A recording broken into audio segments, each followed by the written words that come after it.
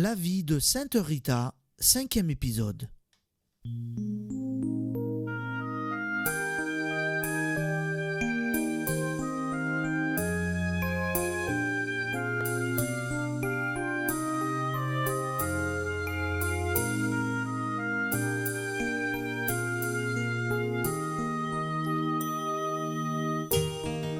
Née en 1381 dans les montagnes d'Ombrie, fille unique d'Antoine et Amata Lotti, Rita, comblée de grâce dès son enfance, renonce à la vie religieuse pour obéir à ses parents qui voulaient la marier. Mais après la mort de ses parents et celle de son mari, Paul de Ferdinand, qu'elle a converti par sa piété, elle voit aussi mourir ses 2 fils. Elle entre alors comme novice au couvent Sainte-Marie-Madeleine de Cachia. Malgré son âge et sa condition, car elle a été miraculeusement conduite par Saint Jean-Baptiste, Saint Nicolas de Tolentino et Saint Augustin.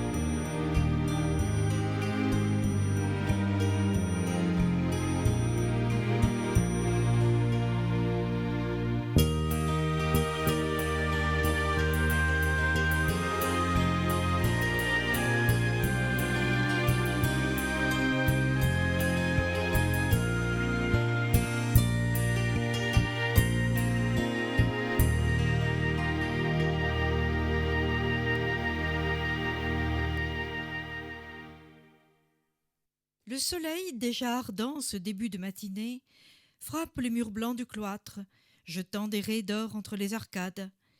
Sous cette galerie, une procession s'avance en direction de la chapelle. Parmi les novices qui vont aujourd'hui prononcer leurs vœux, Rita se recueille, la joie au cœur.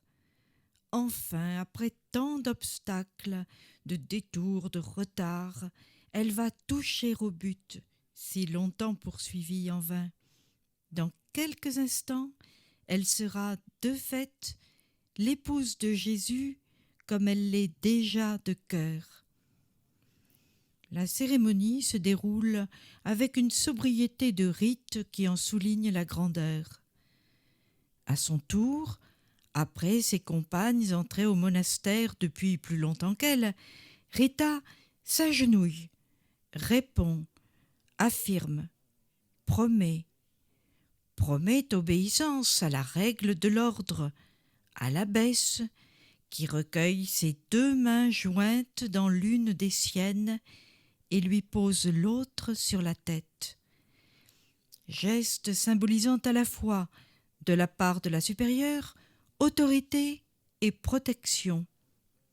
À travers celle-ci, c'est à Jésus que les nouvelles religieuses s'abandonnent pour toujours. Selon la coutume, cet engagement doit avoir un témoin officiel, délégué par les autorités civiles, un notaire. Celui-ci, au premier rang des assistants, suit d'un regard distrait cette scène qui est surtout pour lui simple routine professionnelle.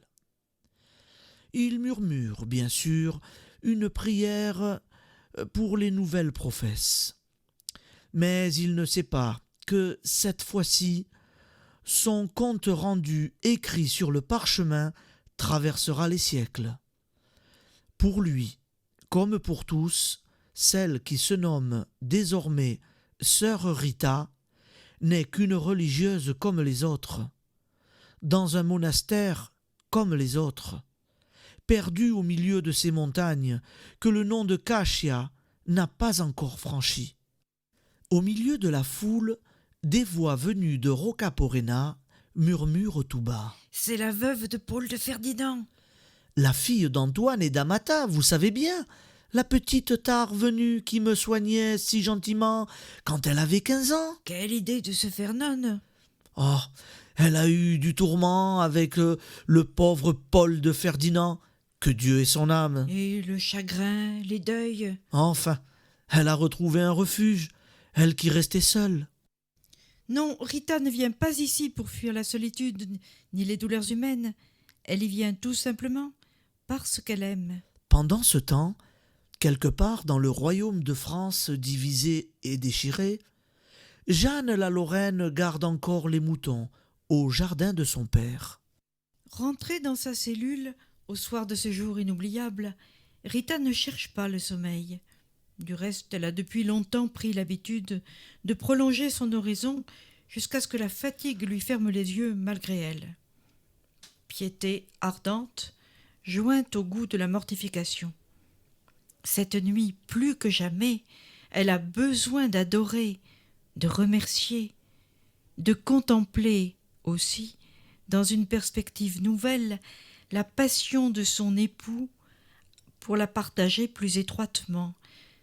Lorsqu'enfin l'émotion et la lassitude la terrassent, elle est saisie d'un songe étrange. Notre Seigneur, apparu devant elle, soutient une échelle immense dont les degrés se perdent dans les nuées brillantes du ciel. La nouvelle professe comprend tout de suite le sens symbolique de cette vision. Désormais, elle devra, en s'appuyant sur le Christ, gravir les degrés de la perfection pour parvenir à l'union intime du paradis. Évidemment, cela ne se fera pas sans lutte ni sacrifice. Le couvent n'est pas une garantie de sainteté automatique. Il représente seulement un milieu favorable à son épanouissement. Mais il faut que l'âme s'y prête, ce qui ne se fait pas sans tiraillement. Sœur Rita se promet bien, au réveil, d'intensifier ses efforts pour s'élever peu à peu sur cette échelle spirituelle, si providentiellement entrevue. La règle qui doit guider les sœurs de Sainte Marie-Madeleine sur le chemin de cette perfection est celle de saint Augustin. Après les persécutions d'Afrique, au 1er siècle de la chrétienté, les ermites qui s'en inspiraient se réfugièrent en Europe, et quelques-uns vinrent notamment en Italie. Ils sont à l'origine des petits sanctuaires disséminés dans les montagnes d'Ombrie. La règle augustinienne s'applique aussi dans de nombreux monastères de femmes. C'est pourquoi, à cette époque, on vénère particulièrement dans le pays saint Augustin et ses disciples. Surtout saint Nicolas de Talentino, l'un des introducteurs de Rita au cloître. Toute petite, elle a été accoutumée à cette forme de dévotion et se trouve donc en pays de connaissance, ce qui ne la dispense pas d'efforts méritoires, au contraire. En ce début du XVe siècle, la clôture n'est pas encore de rigueur dans l'ordre comme elle le sera plus tard, après le Concile de Trente. Les religieuses peuvent sortir, se mêler aux habitants de la ville, pour secourir les pauvres et les malades. Aux marches même du couvent Sainte-Marie-Madeleine, nombre de ceux-ci viennent chaque jour tendre la main ou montrer leurs plaies. Sœur Rita est l'une des plus dévouées à leur égard. Aucune détresse physique ou morale ne la rebute, comme elle a toujours fait depuis sa jeunesse. Elle se prive pour donner davantage à ceux qui ont faim, et prodigue à tout son temps sa peine, son sourire réconfortant. Sans pour autant négliger ses devoirs religieux, bien entendu. Quand elle n'est pas en oraison ou à l'office divin, elle pratique la charité, au dehors ou à l'intérieur de la maison. car ses compagnes sont aussi l'objet de sa sollicitude. Pour se vêtir, elle prend les habits les plus usés, comme elle garde pour elle les mets les moins appétissants et les corvées les plus pénibles.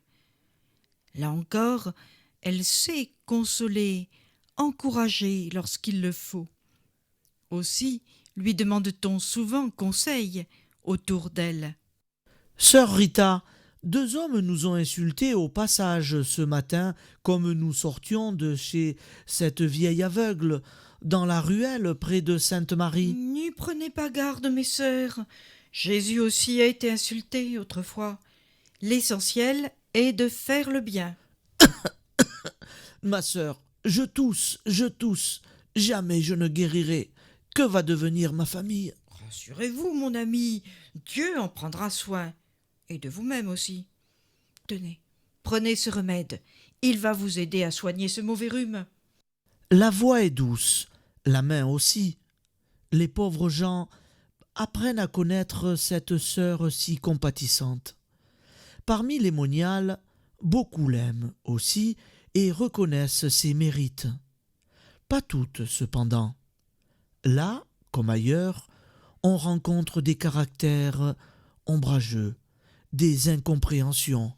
Qu'est-ce qu'elle a de plus que nous, cette Rita? Bientôt, on ne verra plus que par elle, dans Cachia. Exagération, peut-être.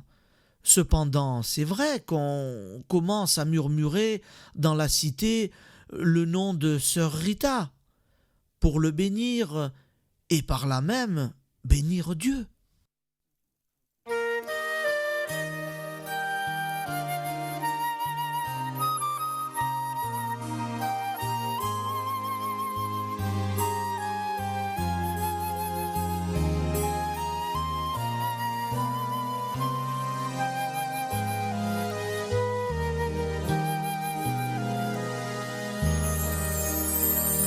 Oser la vie, venir au jour, oser encore vivre d'amour et croire au retour du printemps, tendre une main vers un enfant,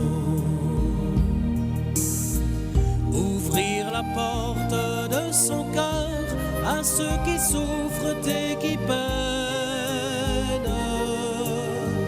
et que la haine a repoussé. Tendre l'oreille à la clameur de ceux que l'injustice enchaîne, et crie leur soif de liberté. Oser la vie, venir au jour, oser encore vivre d'amour et croire au retour du printemps, tendre une main vers un enfant, savoir ouvrir les poings serrés par le mépris et la rancune, apprendre à se réconcilier, envoyer un bouquet de fleurs à ceux qui t'ont volé la lune, choisir d'apprendre à pardonner, oser la vie, venir au jour, oser encore vivre d'amour et croire au retour du printemps, tendre une main vers un enfant, oser parler du Dieu d'amour, sauveur des hommes et de la terre, puiser sa force dans la foi, suivre les pas de Jésus-Christ, offrant sa vie pour tous ses frères, proclamer d'une seule voix,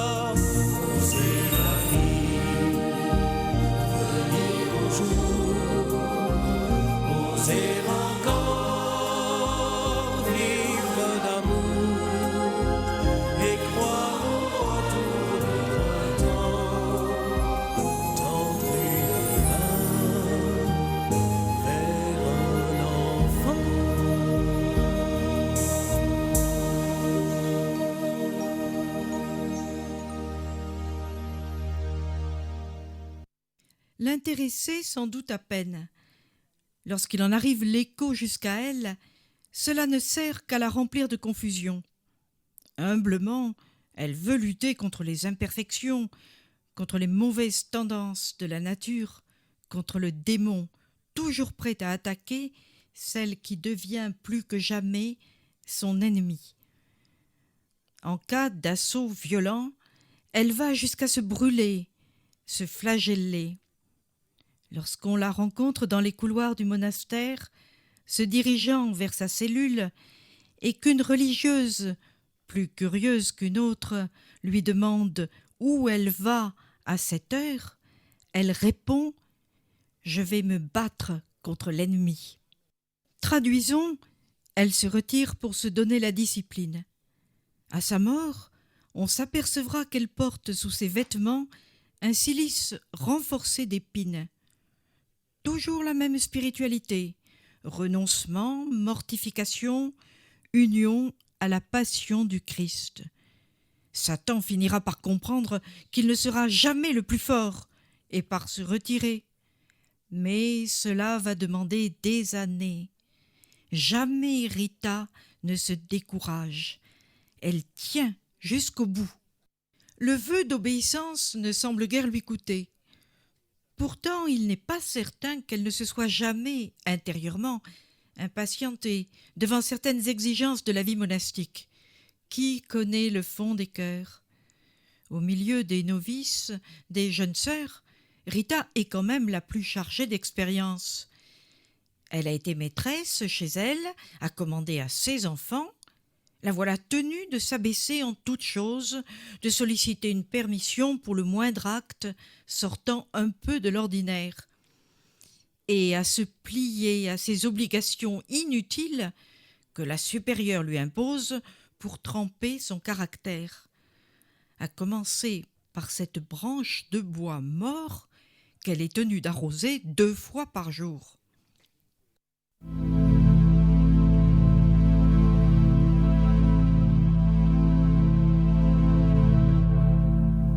Dans la chaleur lourde de l'après-midi finissant, le soleil darde ses rayons sur les plantes poussiéreuses.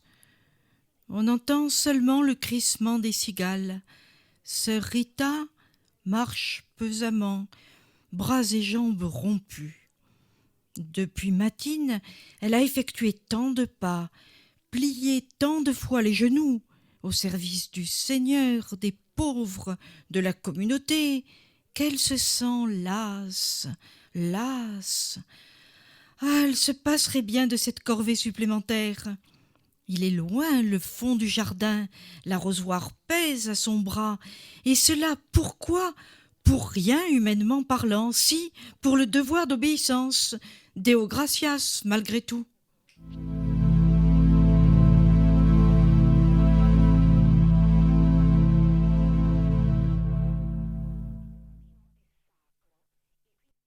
Au détour d'une allée, elle croise 2 de ses compagnes qui font les 100 pas en lisant leur office et qui, en la voyant, échangent entre elles des regards ironiques. Ayant fait demi-tour devant le grand cyprès, les 2 sœurs la rejoignent, la dépassent, la précèdent vers le rond-point où est planté le tronc mort. Et évidemment, elles vont se trouver là, comme par hasard, pour la regarder s'escrimer en pure perte avec son arrosoir. Rita termine péniblement son parcours, pose un instant l'ustensile pour reprendre haleine, le ressaisit, avance de quelques pas. Des exclamations de surprise lui font lever les yeux. Devant elle, le bois sec, encore stérile ce matin, apparaît garni de rameaux reverdis. Sur les branches gonflées de sève, des feuilles de vigne commencent à se dérouler. Le cep inutile a repris vie et devient une vigne qui portera du fruit à la saison. Quelques minutes plus tard, la supérieure, alertée, arrive avec un grand nombre de religieuses.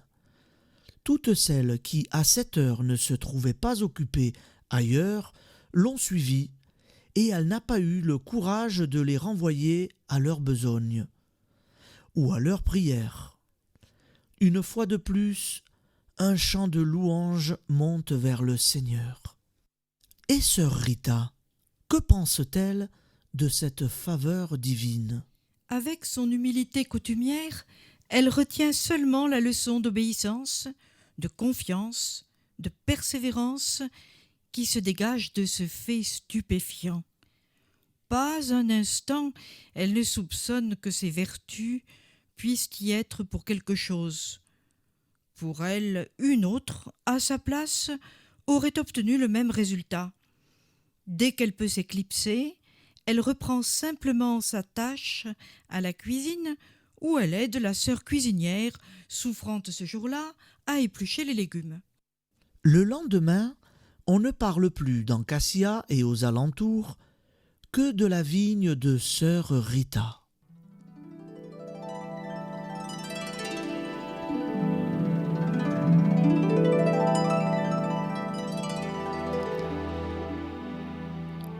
Car la plante continue à grandir et à s'étendre. Quelque temps plus tard, des grappes magnifiques et sucrées pendront aux branches. La communauté s'en régalera avec respect et réservera la meilleure part aux pauvres. Ne parlons pas de sœur Rita, qui n'y goûtera que par obéissance et portera sa portion à ses protégés. Ces méditations seront alimentées en ces jours-là par la parabole de la vraie vigne. Oh, comme elle voudrait, à l'exemple du Maître, attirer dans les âmes la sève de la grâce divine.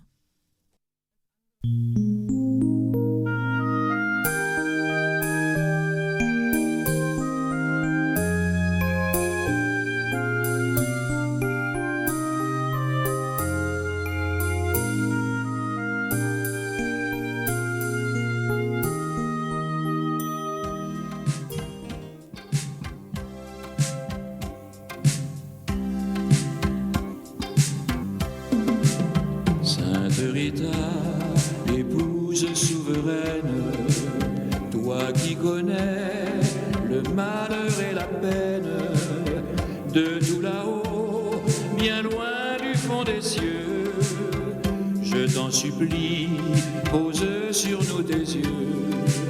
Sainte Rita, je fais une prière, là devant toi, pour que nos vies entières soient exaucées de tes bienfaits si doux. Pour tout cela, je t'implore à genoux.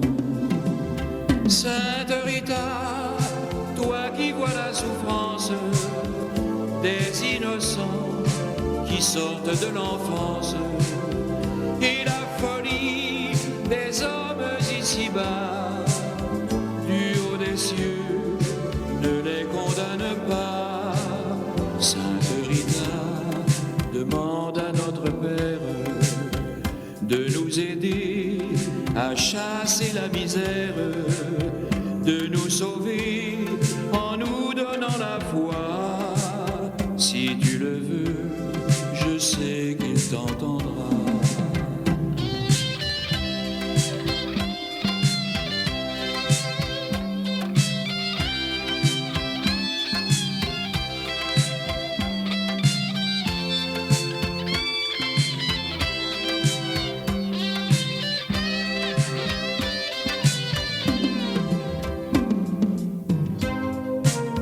Sainte Rita, toi dont le sacrifice, le désespoir, mit le cœur au supplice, sans nul regret de perdre tout de toi, tes chers petits dont tu guidais les pas.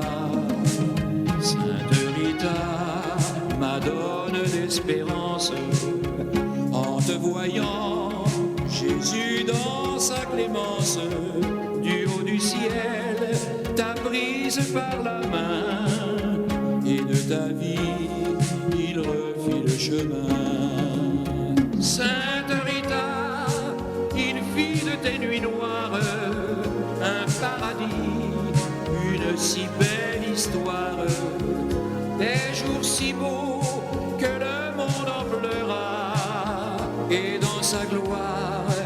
et se pencha vers toi en te confiant sa couronne d'épines que tu serras tout contre ta poitrine dans un grand ciel illuminé de joie.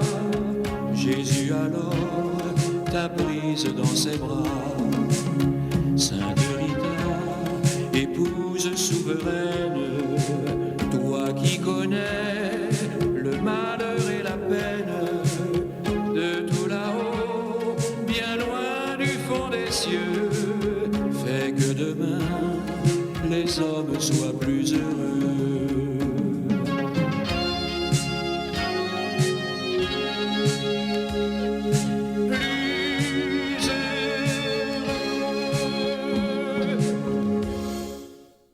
Merci Roland Gerbaud.